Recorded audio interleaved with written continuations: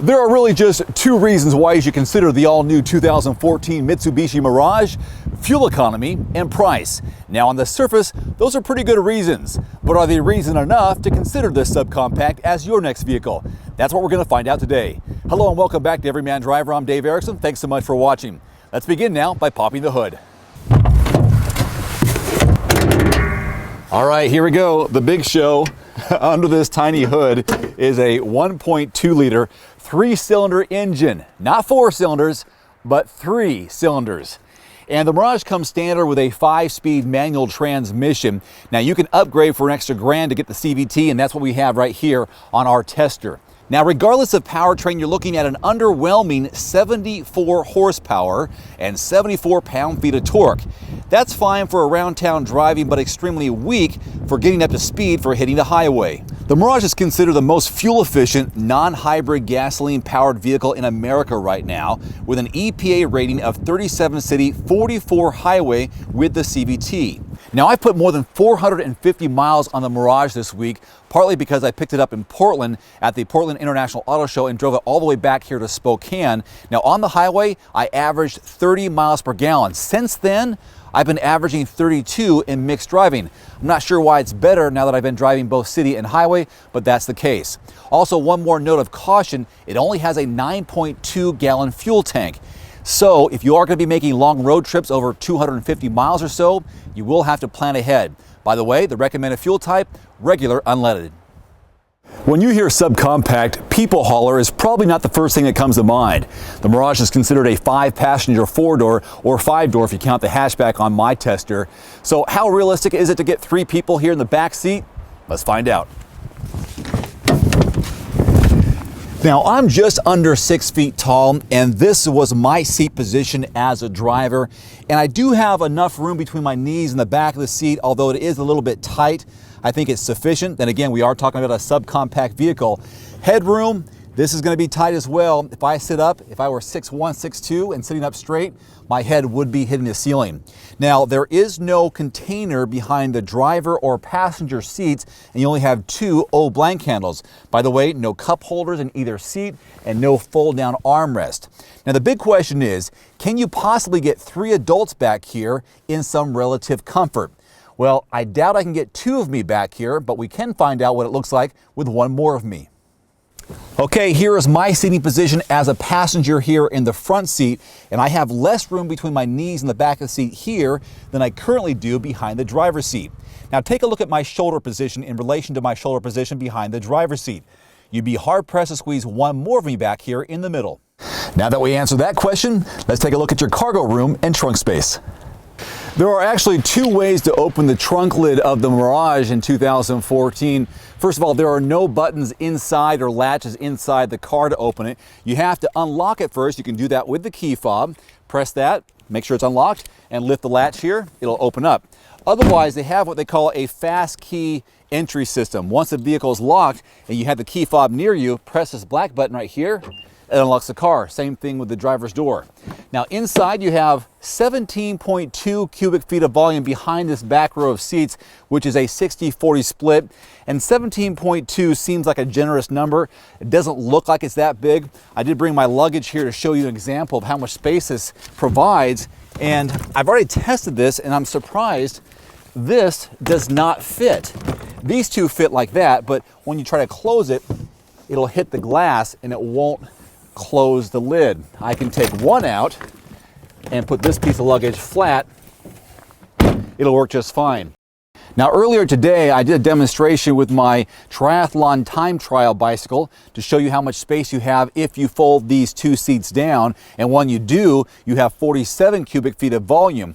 You can see right here that my bike was able to fit with that front tire off. It is fairly easy to fold these seats down. There's a cord you pull, push, pull, and push, and that's where you have that 47 cubic feet of volume. And Mitsubishi does provide you with a donut-sized spare tire just below the floorboard.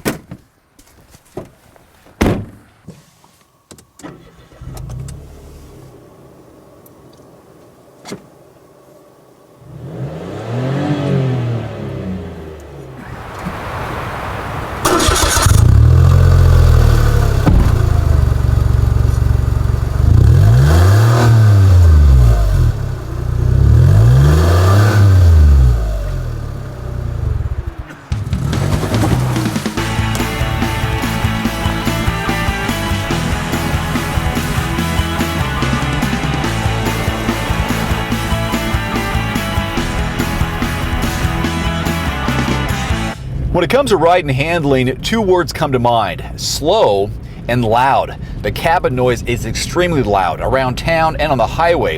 Now don't get me wrong, this is a great car for commuting to and from work, for example, but not the best when it comes to driving on the highway. The steering is light, but the car is light too, about 2,000 pounds. I just don't have a great road feel. Now, one of its greatest attributes, although I don't know if you rank this very high, but its turning radius. This has a fantastic turning radius. I'm able to go from curb to curb in a regular sized neighborhood and going in and out of parking spots very easy. And these 14-inch wheels help a lot as well. The interior of the Mirage is fairly bland, not a lot of bells and whistles, if you will, but it does have plenty of simple yet important convenience features, such as a tilt steering wheel, but it does not have a telescopic one, steering wheel mounted controls, a one-touch engine start button which is oddly positioned to the left of the steering wheel, automatic climate controls, power windows, power side mirrors, keyless entry, USB and iPod input. If you want a navigation system and backup camera, that will cost you extra. One thing that is missing, which I really like, is a sunroof. I think that would really open up this subcompact vehicle. Also, these cup holders are one size and they don't fit all. I wish there was more variety there. And one more thing, no fold-down armrest for the passenger or driver here up front. When it comes to safety, the Mirage has you covered. 7 airbags, including dual front airbags, dual front seat mounted side impact airbags, dual side impact curtain airbags, and a driver's knee airbag. There's also a tire pressure monitoring system, 4-wheel anti-lock brakes with electronic brake force distribution and brake assist. A hill start assist is standard on all CVT models. You also have active stability control with traction control logic standard. And finally, some of the competitors with the Mirage for 2014 include the Chevy Spark, the Nissan Versa, the Scion XD, Toyota Yaris, and the Ford Fiesta, just to name a few.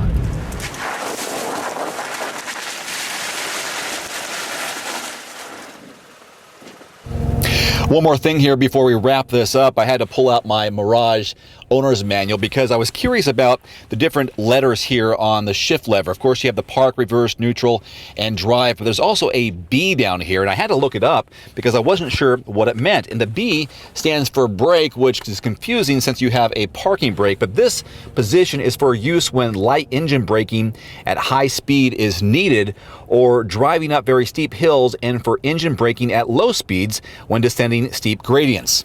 Just one more little lesson you can learn by pulling out the manual.